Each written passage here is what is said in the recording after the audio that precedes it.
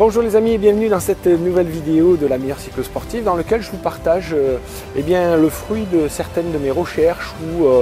des choses que j'ai apprises en participant à des colloques ou des sommets sur l'entraînement, la biologie, la nutrition et autres. Et aujourd'hui j'aimerais vous faire part d'une étude qu'ont fait des chercheurs britanniques sur l'intensité de l'entraînement, de l'implication quand on est débutant par rapport à quand on est beaucoup plus expérimenté. Donc ces chercheurs britanniques ont mis en avant que quand on est plus expérimenté, que ce soit dans des sports assez intensifs et techniques comme le surf, le tir à l'arc ou d'autres, je ne me souviens plus, ou bien sûr comme dans les sports d'endurance, on se rend compte que quand on est débutant,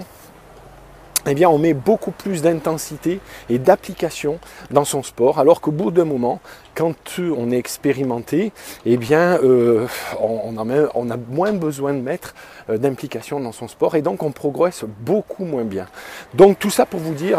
dans cette vidéo assez simple, que pour progresser, toujours progresser, il est important d'apporter de la nouveauté dans vos entraînements, dans des nouvelles méthodes d'entraînement, manière de s'entraîner, de se lancer régulièrement des petits défis chronométrés pour être en phase de recherche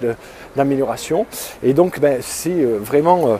Cela rejoint parfaitement l'état d'esprit de la meilleure cyclosportive, c'est la raison d'être un petit peu de ce blog, c'est de toujours vous apporter des modèles, des exercices, des méthodes d'entraînement différents pour innover et être en constant apprentissage. Les anciens, comme on dit dans le cyclisme, qui s'entraînent toujours la même méthode, toujours la même manière,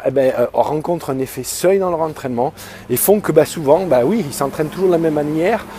D'année en année, les progrès sont de plus en plus faibles et même on finit par chuter, on dit oui mais ça c'est à cause de l'âge, c'est une connerie, on peut parfaitement continuer à progresser mais en apportant de la nouveauté et des changements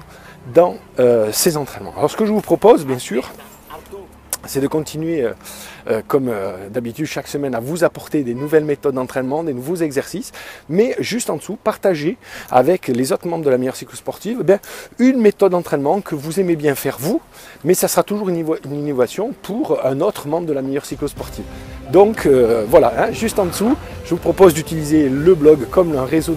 communautaire de partage. Donc quelle est votre meilleure astuce d'entraînement que vous aimez faire vous et qui vous fait progresser ?